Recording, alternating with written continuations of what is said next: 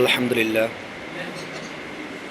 দ্বিতীয় সামরিক পরীক্ষার মডেল টেস্ট পরীক্ষা চলতে আছে আমাদের ছেলে মেয়েদের। সকলে দোয়া করবেন এই বাচ্চাদের জন্য।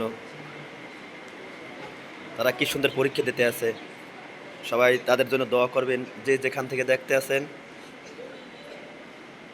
সবাই দোয়া করবেন। আমাদের ওস্তাদজি